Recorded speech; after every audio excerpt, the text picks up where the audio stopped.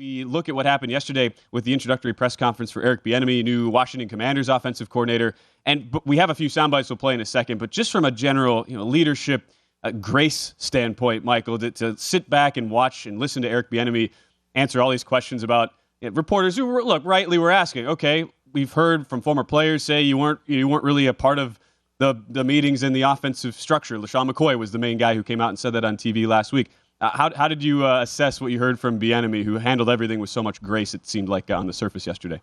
Well, I mean, you could tell he's been obviously in front of the media, and he did the right thing. I mean, it's absurd to think that the guy is, not involved. I mean, I truly don't think players understand what happens on the second floor. Maybe Russell does because he had an office up there in Denver on the second floor. But I don't think they understand it. Just because in the team meetings somebody doesn't put the offense in, but there's an influence all over the place. And what's the role of the coach on the staff? So, look, I think Bieniemy handled himself really well. I think his challenge awaits him.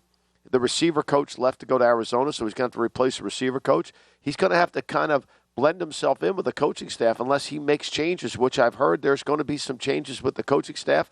Maybe he can bring in some guys that know what he's doing. But he's taken over an offense that has the ability to, with skill players, to throw the football. The problem is they have an inability to protect. And so they struggle. They break down. The offensive line breaks down. They can't put plays together. They can't really get the kind of production that they need, and it really starts with the quarterback. So that's going to be his biggest challenge. I mean, they were 28th in the league in percent of scoring on drives, right? They're 27th in the league in points scored. They couldn't really throw the football effectively. They're 23rd in yards per attempt for a team that has good skill. And then they couldn't really run the ball. They attempted to run the balls. They were the fourth most rushed team in the league in terms of attempting running. They were 28th in terms of the average per attempt. Lot to try and figure out on Bieniemy's standpoint. Not only the offensive line, which ended up grading out with the advanced metrics, bottom 10 in the league. Anybody who watched the Commanders all season would agree with what the numbers spit out, and what you are going to do with the quarterback position, which is now an unknown heading into 2023. As far as some of his comments, we'll start here. As far as for him, understanding that, and the consensus was, you're just not going to get a head coaching job as long as you're in Kansas City under that shadow of Andy Reid as the head coach and the play caller. So how has he approached this? It was an interesting first comment for Bieniemy, now trying to get out of that shadow, head to Washington, and create something on his own here. In 10 years, we've had a great deal of success, all right? For the past 5 years I've been the offensive coordinator, we've had a great deal of success.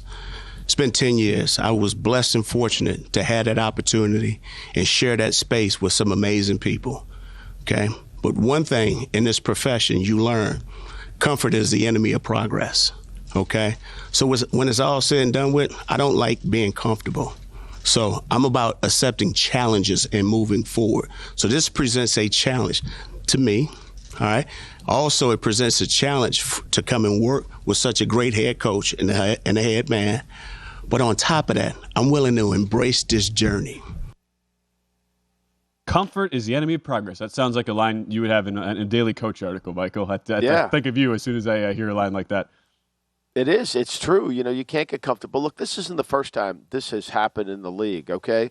So Joe Bugel, the former head coach of the Raiders, former head coach of the Arizona Cardinals, was the offensive line coach of the Washington Redskins. He was the creator of the Hogs, if you will.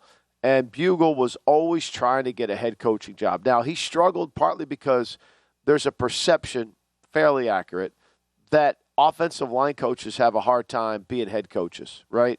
It's a challenge job. They don't never call plays. They don't really understand coverages. They don't, they just live in that end zone looking world that they do, and they coach the hell out of five guys. So he struggled. Then he went to Arizona to become the offensive coordinator, and then he got himself a head coaching job. So this isn't the first time you've had a coach has had to leave the shadow of another great coach, and certainly Joe Gibbs is a great coach, just like Andy Reid. So Bieniemy will get every opportunity to get in front of a team, lead men, see what he can do. And I don't think anybody's going to hold him accountable for the lack of quarterbacking play. I know I won't. I mean, what his offense looks like, how he handles game situations, how he game plans, those are more important than actually what the results are, because he can't control the quarterback. He's not the general manager of the team. He's not the head coach of the team. He can only coach what he has. So you can't critique him for that. I've said this many times. Brian Daboll, He's in Miami as the offensive coordinator. He got fires in Cleveland from Mangini's staff, goes down to Miami as the offensive coordinator, bottom third of the league. Goes to Kansas City, bottom third of the league. Trying to get an interview with us at the Cleveland Browns. Can't even get an interview with us at the Browns. Everybody, all the analytical people in Cleveland, including the president, all said, his numbers are horrible. Okay? Goes to New England, tight end coach, gets around winners. Goes to Alabama, winners. Gets the Buffalo job. He's got Josh Allen. All of a sudden, he went from being a coach who couldn't get interviewed to now he's a great coach. It's amazing when you think of it like that. Yeah.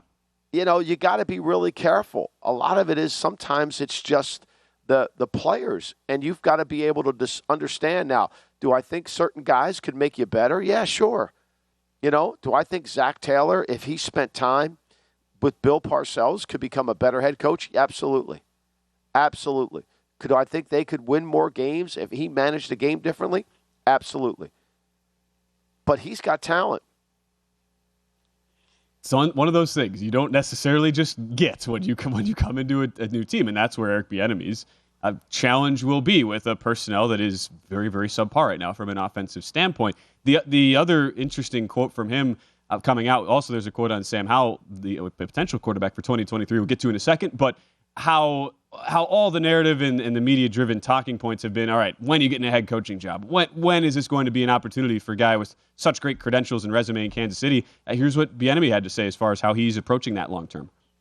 Being a head coach right now is not in my thought process. Right now, here's what I'm focused on. I'm focusing on being the best coach that I can be today, okay? The rest of everything else will take care of itself starting tomorrow. I live in the moment. Okay, so I got to be implanted, and Nikki know exactly what I'm about to say. I got to be where my feet are. So right now, my feet are planted right here.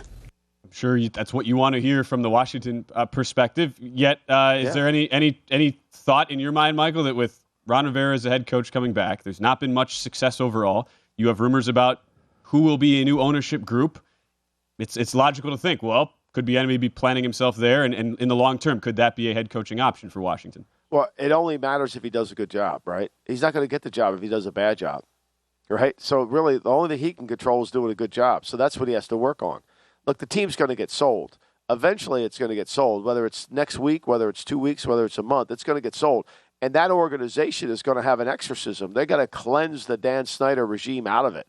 So there's going to be a complete cleansing. Will Bieniemy survive that cleansing? All depends on how he does. It all depends on how he does. Everybody that works in Washington today is expecting doom and gloom. They're expecting everything to fall apart because they know the team's going to get sold. The owner's got his $60 million mansion on the Potomac for sale. He's going to relocate in Europe. So this is going to weigh on him all the time. Yeah, you got to do the best job you can, and as he said, you got to. The only thing you can control is making the offense better. That's all he could do.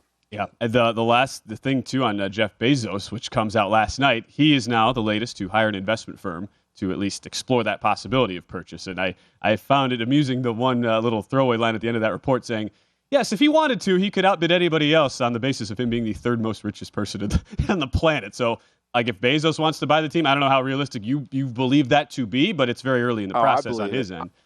I think there's no doubt. I mean, it's good for his brand. He's a partner with the owners on television deals. I mean, why not? Why not make money from Amazon if you're a part? Why not do it? I think they want him to do it. I think they want him to be part of a group. Look, whoever gets this team, Ben, they're going to have a Super Bowl in Washington. They're going to get a new stadium. It's going to be unbelievable. We need the Washington football team to be part of this great teams of the NFL. It helps the league. It helps the rate. It helps everything. Because it's a great football town. And this owner has destroyed it. And it's not going anywhere until he signs that paperwork to sell the team. And if Bezos buys it or someone else, Josh Harris from Apollo Group, they buy it, the value is going to go up because you're going to get a stadium, you're going to get a Super Bowl, and you're going to have a fan base come back. You told me a while ago, bet the over on the $6 billion number, and I mean that's especially if Bezos is in the fold, he can just throw whatever he wants out there, and we'll be able to purchase the team. The other interesting quote from Eric Bieniemy on Sam Howell, who will be competing for that starting job next year, he saw that flex, and that got me fired up. That's what Bieniemy said. Go to VSiN.com/subscribe to become a VSiN Pro subscriber today.